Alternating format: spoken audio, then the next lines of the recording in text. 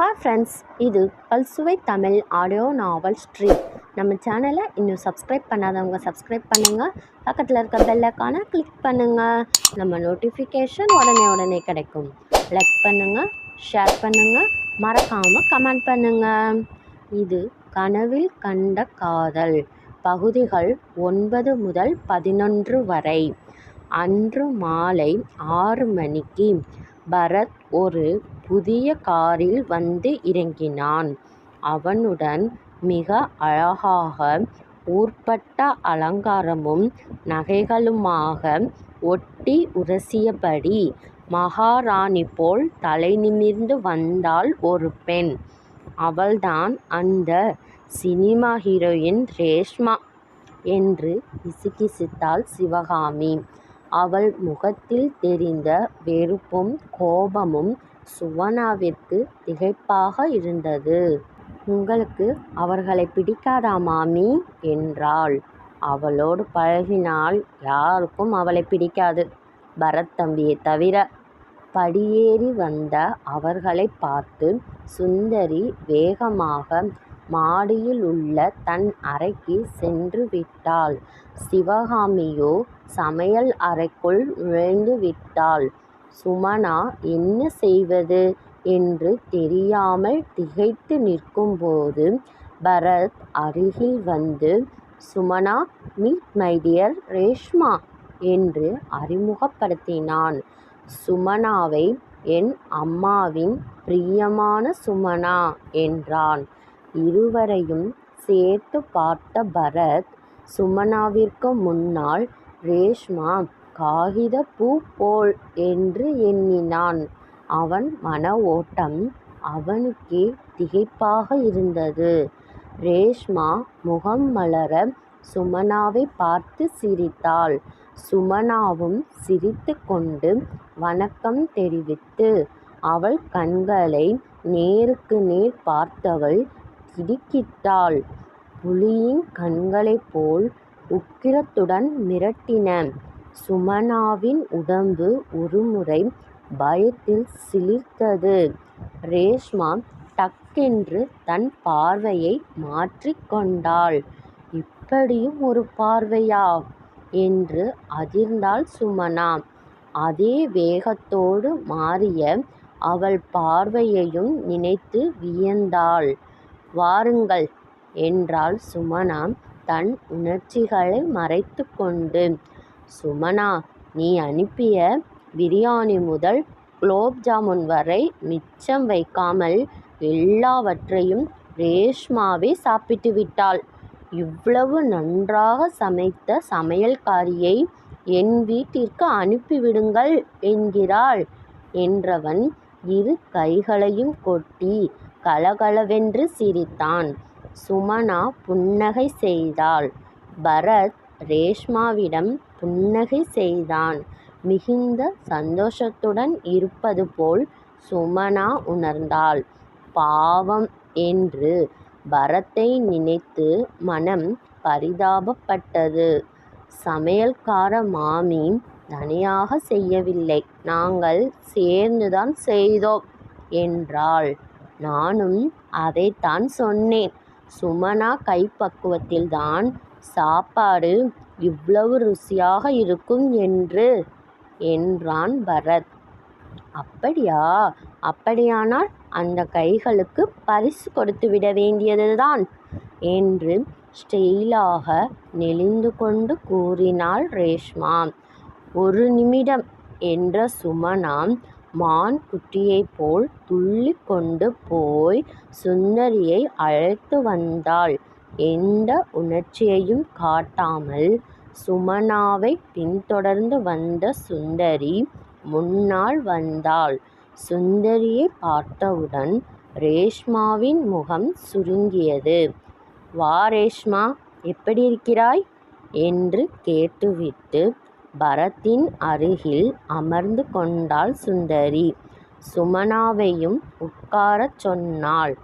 அவள் உத்தரவுப்படி எல்லோருக்கும் ஜூஸ் கொண்டு வந்து கொடுத்தாள் சிவகாமி.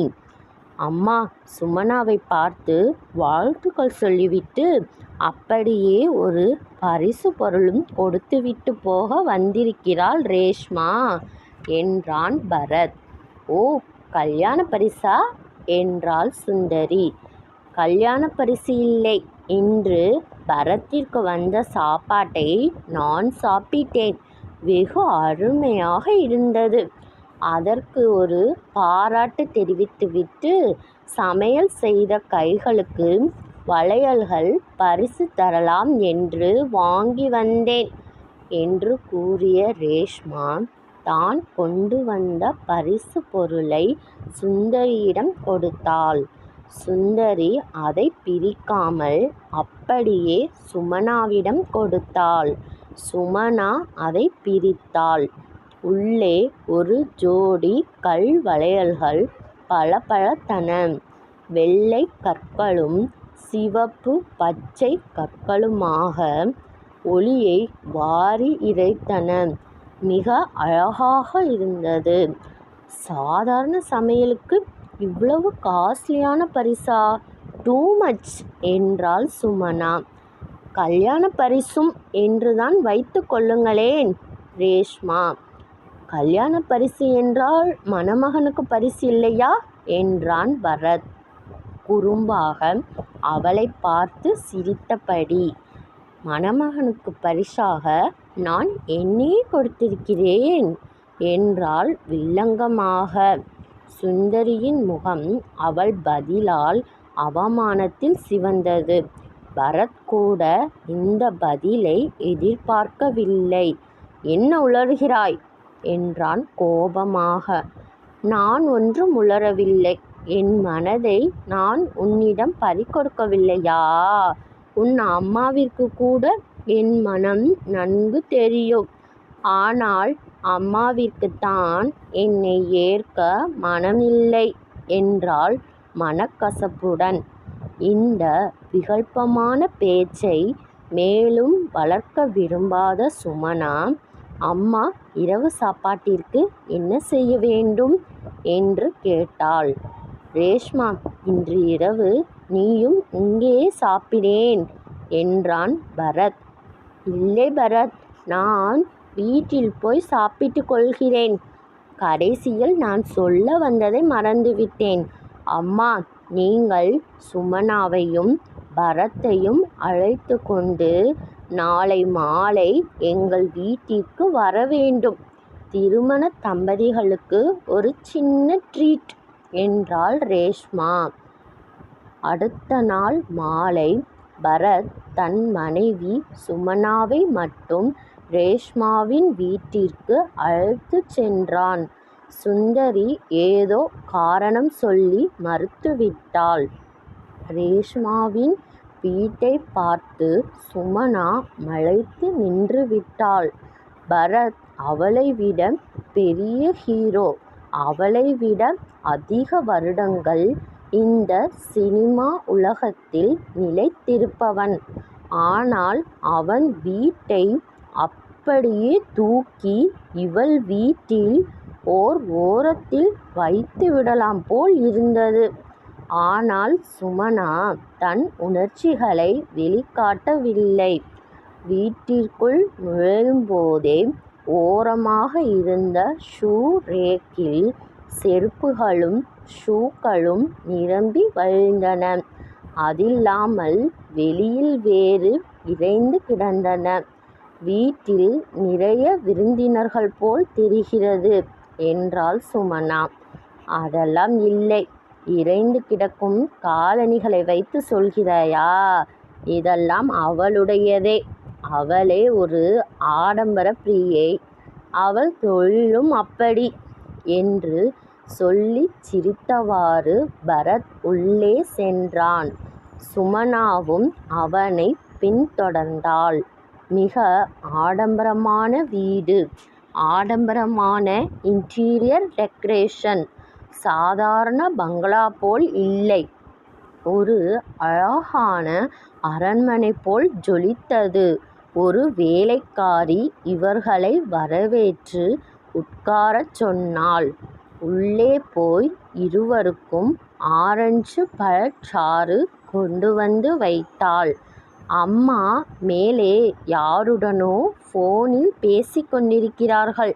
சிறிது நேரத்தில் வந்து விடுவதாக கூறினார்கள் என்றாள். அரை மணி நேரம் கழித்து மிகக் குறைந்த உடையில் மிக ஸ்டைலாக இறங்கி வந்தாள். அவள் நடை உடைகளைப் பார்த்து சுமனா வெட்கி தலை குனிந்தாள். ரேஷ்மா அரை மணி நேரம் காக்க வைத்ததே சுமனாவிற்கு பிடிக்கவில்லை. ஆனாலும் தன் உணர்ச்சிகளை வெளிப்படுத்தவில்லை. டின்னரும் ரொம்ப காஸ்ட்லியான உணவுதான். எந்த ரெஸ்டாரண்டிலிருந்து வரவழைத்தாளோ தெரியவில்லை. ஒரே வெண்ணெயும் சீஸுமாக இருந்ததே தவிர ஒரு மண்ணாங்கட்டி ருசியும் இல்லை. ஆனால் ரேஷ்மா பரத்திடம் ஒரேடியாக வழிந்ததும் அவனை தொட்டு தொட்டு பேசியதும் நினைக்கும் போதெல்லாம் நட்பு என்ற பெயரில் அவனை அணைத்து கொண்டதும் சுமனாவிற்கு எரிச்சலை கொடுத்தது. உடலாலோ மனதாலோ அவன் தன்னையோ தான் அவனையோ கணவன் மனைவியாக நினைக்கவில்லை. யார் யாரோடு எப்படி பழகினால் நமக்கென்ன என்று நினைத்தாலும் மனம் மீண்டும் மீண்டும் அவர்களையே நினைத்தது. நெஞ்சில் சுருக்கென்று முள் தைத்தது போல் வலித்தது. இரவு வீடு திரும்ப வெகு நேரம் ஆகிவிட்டது. சுந்தரி ஊஞ்சலில் உட்கார்ந்திருந்தார். சிவகாமி ஏதோ தமிழ் பேப்பர் படித்து காட்டி சிரித்து கொண்டிருந்தாள். இரவு வெகு நேரம் கழித்து வீடு திரும்பியதற்கு சுந்தரி கோபித்து கொள்வாளோ என்று சுமனா பயந்தாள். ஆனால் ஒன்றும் சொல்லவில்லை. புன்னகையுடன் வரவேற்றாள். சிறிது நேரம் பேசிவிட்டு எல்லோரும் உறங்கச் சென்றனர். ஆனால் புரண்டு புரண்டு படுத்தும் சுமனாவிற்கு மட்டும் தூக்கம் வரவில்லை. ரேஷ்மாவின் அசிங்கமான நடத்தை மட்டும் சுமனாவின் தூக்கத்தை கெடுக்கவில்லை. அவர்களுடைய உண்மையான காதலையும் தான் அழித்துவிட்டோமோ என்ற குற்ற உணர்ச்சியும்தான் அவளை தூங்கவிடாமல் செய்தது. வெகுநேரம் தூங்காததால் காலை 6 மணிக்கு எழுந்தும் சுமனாவிற்கு கண்கள் எரிந்தன. கொஞ்சம் களைப்பாக இருந்தது. குளித்த பின் களைப்பு போய்விட்டது. சமையல் அறைக்குள் சென்றாள். சிவகாமியும் அப்போதுதான் உள்ளே நுழைந்தாள். நீ ரொம்ப மோசம் சுமனா. உன்னால்தான் நானும் இவ்வளவு சீக்கிரம் எழுந்து கொள்ள வேண்டியிருக்கிறது என்று சிவகாமி குற்றம் சாட்டினாள். சுமனா புன்னகை செய்தாள். ஏதாவது கேட்டால் சிரித்தே மழுப்பிவிடு என்று சிவகாமி கோபித்து கொண்டாள். என்ன மாமி, நீங்கள் ஒன்றுமே கேட்காமல் என்னில் கோபித்து கொள்கிறீர்களே என்றாள் சுமனா. ரேஷ்மா விருந்தில் என்ன ஐட்டங்கள் வைத்தாள்? அவளிடமும் பரத்திடமும் எப்படி நடந்து கொண்டாள் என்று மாறி மாறி கேட்டு கொண்டிருந்தாள். ஆனால் சுந்தரி ஒன்றும் பெரிதாக ஆர்வம் காட்டவில்லை. அவளுக்கு ரேஷ்மாவின் குணமும் நடத்தையும் நன்கு தெரியுமாதலால் சிவகாமியை கண்டித்தாள். அன்று சுமனா தன் வேலைகளை முடித்துவிட்டு தன் அறையில் ஏதோ யோசித்தவாறு அமர்ந்திருந்தாள். சுமனா, பலமான யோசனையா? நான் ஏதும் தொந்தரவு செய்துவிட்டேனா என்று கேட்டுக்கொண்டே உள்ளே வந்தான் பரத். நண்பர்கள் என்று முடிவு செய்த பின்னர் பரத் சுமனாவுடன் உண்மையான நண்பனைப் போலவே பழகினான். எந்த விஷயமானாலும் சகஜமாக கலந்து ஆலோசித்தான். யோசனை ஒன்றுமில்லை, ஒருவித குற்ற உணர்ச்சி என்றாள். பரத் அவளை ஆச்சரியத்துடன் என்ன என்பது போல் பார்த்தான். அழகான ஒரு காதல் கவிதையை சிதைத்து விட்டேனோ என்று ஒரு கலக்கம். விடுகதை போடாமல் புரியும்படி சொன்னால் நன்றாக இருக்கும். நீங்கள் என்னை பெண் பார்க்க வரும்போது இந்த திருமணத்தில் விருப்பமில்லை என்று சொல்லிவிடுங்கள் என்று சொன்னீர்கள். நீங்கள் சொல்லியபடியே செய்திருந்தால் நீங்களும் ரேஷ்மாவும் இப்போது சந்தோஷமான தம்பதிகளாக இருந்திருப்பீர்கள் இல்லையா? நான் உங்கள் சந்தோஷத்தை அநியாயமாக கெடுத்துவிட்டேன் என்றாள் உண்மையான வருத்தத்துடன். நான் என் சந்தோஷத்திற்காக ஒரு பெண்ணை விரும்பினேன். ஆனால் என் அம்மா குடும்ப கௌரவத்திற்காக ஒரு மருமகள் வேண்டும் என்று விரும்பினார்கள். என் விருப்பத்தை விட என் அம்மாவின் ஆசையை நிறைவேற்றுவது என் கடமை அல்லவா? அதனால் நீ ஒன்றும் கவலைப்பட வேண்டாம் என்றான். பரத் மனதிற்குள், நீ ரேஷ்மாவை பார்த்து பொறாமைப்படுவாய். அவள் வேண்டும் என்றே என்னுடன் பொறாமைப்படும்படி நெருக்கமாய் பழகுவதைப் பார்த்து கோபப்படுவாய் என்று நினைத்தேன். ஆனால் நீ எங்கள் சந்தோஷம் தொலைந்து விட்டதே என்று வருத்தப்படுகிறாய். அவ்வளவு நல்லவளா நீ என்று ஆச்சரியப்பட்டான். அந்த நேரத்தில் பரத்திற்கு ஒரு போன். அவன் போனை எடுத்துக்கொண்டு அந்த அறையின் பால்கனியில் போய் பேசிக் கொண்டிருந்தான். வழக்கமாக போனில் வெகு நேரம் பேச மாட்டான். ஆனால் அன்று ஏனோ வெகு நேரம் பேசிக் கொண்டிருந்தான். முகம் சந்தோஷமாக இருந்தது. ஆனால் அவன் சுமனாவிடம் ஒன்றும் சொல்லவில்லை. அமைதியாக கீழே இறங்கிவிட்டான். அவன் பின்னால் தொடர்ந்து வந்தாள் சுமனா. சுந்தரி முகம் சரியாக இல்லை. கவலையுடன் முன்னும் பின்னுமாக நடந்து கொண்டிருந்தாள். அம்மா, ஏன் உங்கள் முகம் ஒரு மாதிரி கவலையாக இருக்கிறது என்றான் பரத். உன் சித்தி மல்லிகாதான் போன் செய்தாள். ராதிகாவை ஹாஸ்பிட்டலில் சேர்த்திருக்கிறார்களாம். மிகவும் ஆபத்தான நிலையில் இருக்கிறாளாம். உன் சித்தி போனில் ஒரே அழுகை. மல்லிகா சித்தியின் பெரிய பெண் ராதிகா, சுந்தரியின் தங்கை மகள். எல்லோருக்கும் மிகவும் செல்லம், பேரழகி. பெற்றோர் பார்த்த பையனை பிடிக்காமல் காதல் திருமணம் செய்து கொண்டாள். என்ன உடம்புக்கு! வழக்கம் போல் அவள் கணவன் அடித்து ஹாஸ்பிட்டலில் சேர்த்து விட்டானா? அவன் என்ன செய்தான் என்று தெரியவில்லை. இவள் ஏதோ ஒரு லெட்டர் எழுதி வைத்துவிட்டு என்னவோ மருந்து சாப்பிட்டு இருக்கிறாள் என்றாள் சுந்தரி.